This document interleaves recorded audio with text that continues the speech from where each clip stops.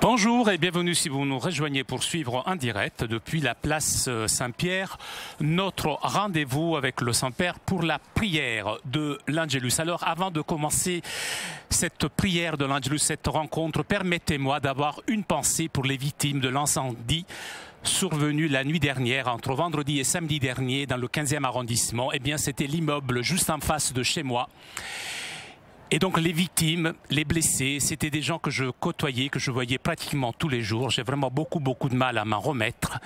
Et donc je voudrais exprimer toute ma proximité aux familles et à mes amis. Je suis particulièrement ému. Je peux vous assurer que la nuit entre vendredi et samedi a été un véritable cauchemar. J'ai donc une pensée pour ces personnes qui sont décédées, pour les victimes, pour leurs familles. Merci de votre compréhension.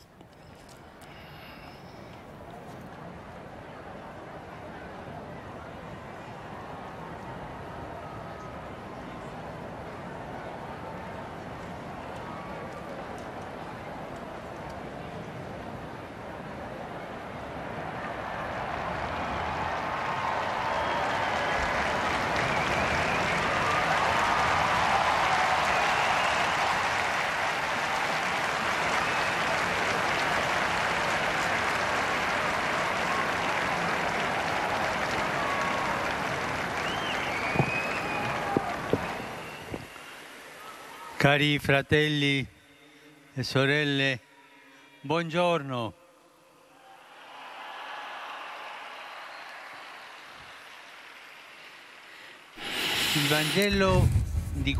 L'évangile de ce dimanche, tiré du chapitre 18 de Saint Matthieu, présente le thème de la correction fraternelle dans la communauté des croyants.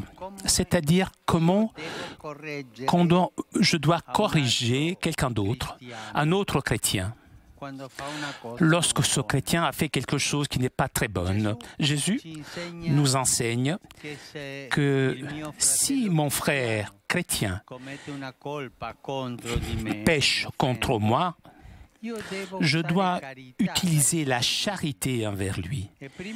Et tout d'abord, lui parler personnellement en expliquant que ce qu'il a dit ou a fait n'est pas bon. Et si mon frère ne m'écoute pas, Jésus suggère une intervention progressive. D'abord, il faut revenir lui parler avec 2 ou 3 personnes, afin qu'il soit conscient de l'erreur qu'il a faite. Si malgré cela, il n'accepte pas l'avertissement, il faut s'adresser à la communauté. Et s'il n'écoute même pas la communauté, il faut lui faire sentir la fracture et le détachement que lui-même a provoqué en faisant vaciller la communion avec nos frères dans la foi. Les étapes de ce chemin indiquent l'effort que le Seigneur demande à sa communauté pour accompagner ceux qui font des erreurs, de sorte qu'ils ne s'égarent pas. Il faut d'abord éviter la clameur des médias et les potins de la communauté. Voilà le premier avertissement. Évitez cela.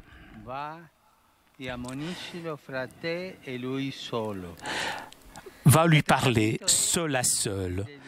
L'attitude doit être une attitude de douceur, de prudence, d'humilité, de mise en garde contre ceux qui ont commis une faute, en évitant que les mots pourraient donc blesser ou tuer notre frère. Parce que vous savez que même les mots peuvent tuer. Lorsque je dis du mal de quelqu'un, lorsque je critique injustement, lorsque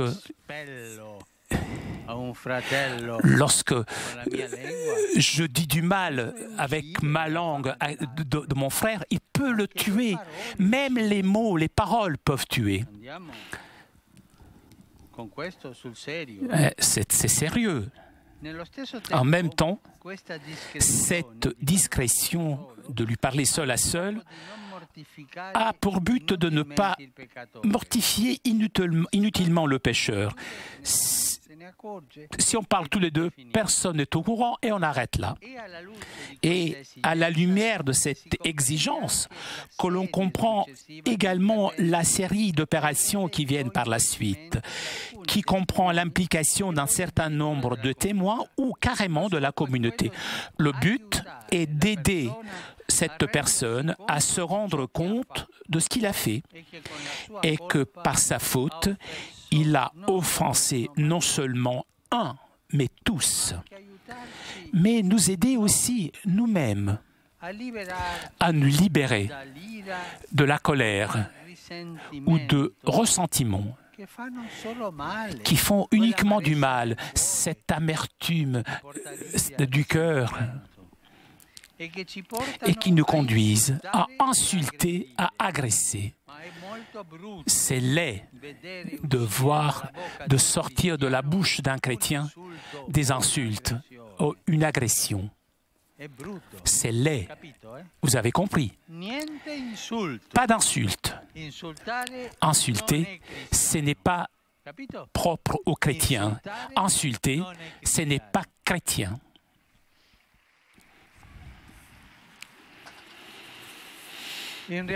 En réalité, devant Dieu,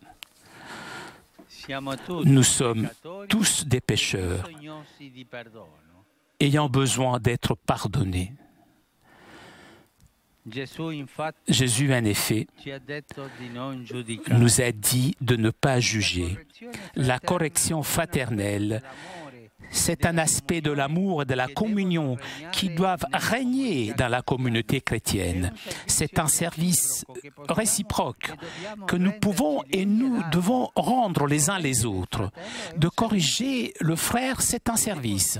Et il est possible et efficace seulement si chacun se reconnaît pécheur ayant besoin du pardon du Seigneur. Cette même conscience qui me fait reconnaître la faute de l'autre me rappelle bien avant que moi-même j'ai fait du mal et que je fais des fautes souvent. Pour cette raison, au début de la messe, à chaque fois que nous sommes invités à reconnaître devant le Seigneur que nous sommes pécheurs, exprimant par des mots et par des gestes le repentir du cœur, un repentir sincère. Et nous disons, prends pitié de moi, Seigneur, je suis un pécheur, je confesse mes péchés. Et je nous disais, prends pitié de l'autre, celui qui est à côté de moi, ou de l'autre, sont des pécheurs. Prends pitié de moi, Seigneur. Nous sommes tous des pécheurs ayant besoin du pardon du Seigneur. Et le Saint-Esprit qui parle à notre esprit et qui nous fait reconnaître nos fautes à la lumière de la parole de Jésus. Et c'est le Jésus lui-même qui nous invite tous, saints et pécheurs, à son banquet en rassemblant dans les carrefours principaux et dans les différentes situations de la vie. Et parmi les conditions qui sont communes aux participants de la célébration eucharistique, il y en a deux qui sont fondamentales. Nous sommes tous des pécheurs et Dieu donne sa miséricorde à tout le monde. Ce sont deux conditions qu'ouvre grand la porte pour rentrer à la messe, pour aller à la messe. Nous devons toujours nous rappeler de cela avant de les voir notre frère pour la correction fraternelle. Nous demandons cela par l'intercession de la Vierge Marie que nous célébrerons demain à l'occasion de la fête liturgique de sa nativité. Ave Maria, gratia plena, Dominus tecum, benedicta tu in mulieribus, et benedictus fructus ventris tui, Iesus. Santa Maria, Mater Dei, ora pro nobis peccatoribus, nunc et in hora mortis nostre. Amen. Ecce ancilla Domini. Fiat mi secundum verbum tuum. Ave Maria, gratia plena, Dominus tecum, benedicta tu in mulieribus, et benedictus fructus ventris tui, Iesus. Santa Maria, Mater Dei, ora pro nobis peccatoribus, nunc et in hora mortis nostre. Amen. Et verbum caro factum est. Ed habitavit in nobis. Ave Maria, gratia plena, Dominus tecum, benedicta tu in mulieribus, et benedictus fructus ventris tui, Iesus. Santa Maria, Mater Dei, ora pro nobis peccatoribus, nunc et in hora mortis nostre. Amen. Ora pro nobis Santa Dei Genitris. Ut digni efficiamur promissionibus Christi. Gratiam Tuam quae sumus Domine, mentibus nostris infunde,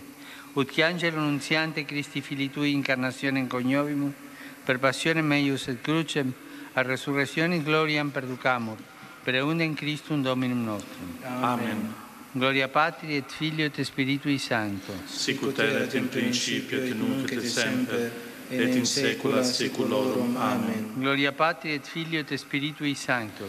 Sic ut erat in principio et nunc et semper, et in saecula saeculorum. Amen. Gloria Patri et Filio et Spiritui Sancto. Sic ut erat in principio et nunc et semper, et in saecula saeculorum. Amen. Pro fidelibus defuntis, requiem aeternam dona eis Domine, Et lux perpetua luce Deis. requiescant in pace. Amen. Sit nomen Domini benedictum. Ex hoc nunc et usque in saeculum. Aiutorium nostrum in nomine Domini. Qui feci in celum et in terram. Benedicat vos omnipotens Deus, Pater et Filius et Spiritus Sanctus. Amen.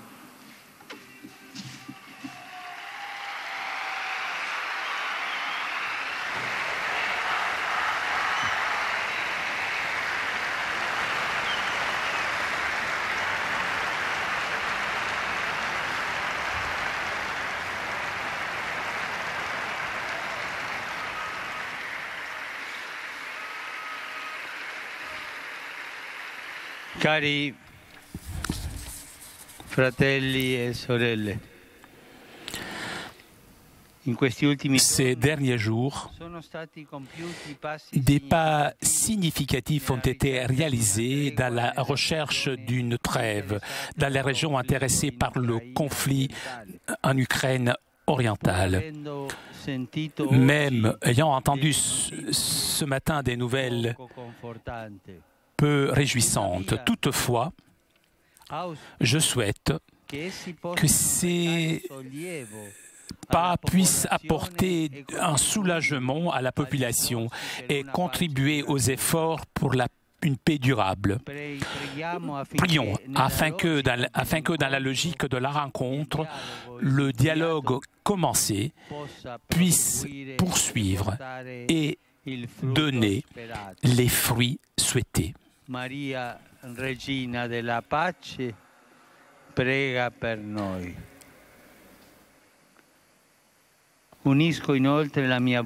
Je m'unis à la voix des évêques du Lesotho qui ont adressé un appel pour la paix dans ce pays. Je condamne fermement tout acte de violence et je prie le Seigneur afin que dans le royaume du Lesotho, on rétablisse la paix dans la justice et la fraternité. Ce dimanche, un convoi d'environ 30 volontaires de la Croix-Rouge italienne part pour l'Irak, où se sont concentrés des dizaines de milliers de sans-abri irakiens. J'apprécie cette œuvre généreuse. Je donne ma bénédiction à toutes ces personnes qui cherchent concrètement d'aider nos frères persécutés. Que le Seigneur vous bénisse. Je salue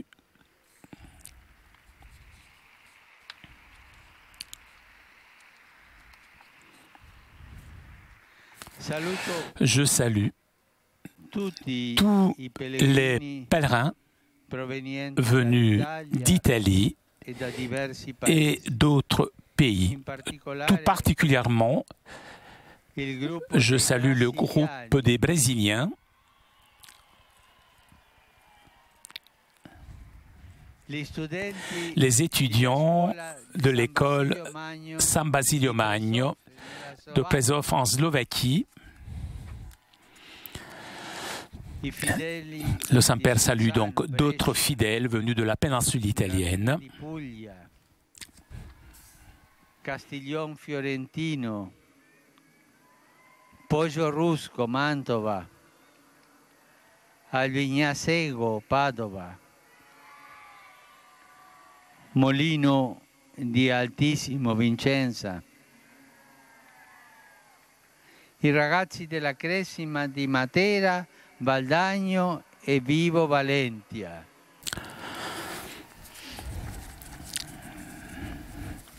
Rivolgo un cordiale saluto. Je salue cordialement le cardinal archevêque de Lima et ses diocésains qui aujourd'hui inaugurent le 20e synode de l'archidiocèse de Lima.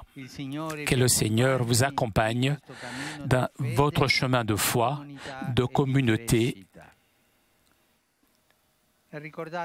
Souvenez-vous, s'il vous plaît, demain, comme j'ai dit,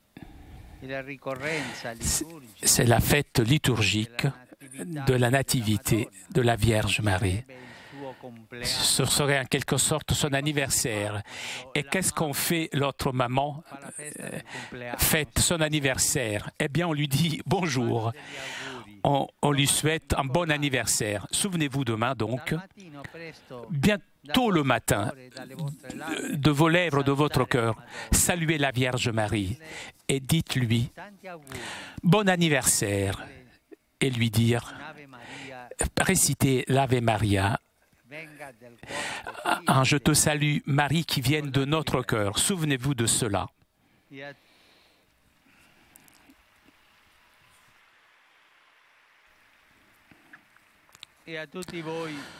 Je vous demande à vous tous, s'il vous plaît, de prier pour moi.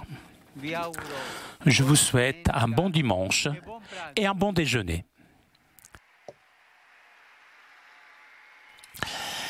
Chers amis, nous arrivons à la conclusion de notre liaison avec Rome. Un grand merci à nos amis d'Immédiat ainsi que CTV pour ces images. Merci aussi à Laure qui était aujourd'hui à la technique. Prochain rendez-vous avec le Saint-Père, mercredi prochain, autour de 10h pour l'audience générale. Je vous souhaite moi aussi un bon déjeuner, un bon dimanche et à très bientôt sur KTO.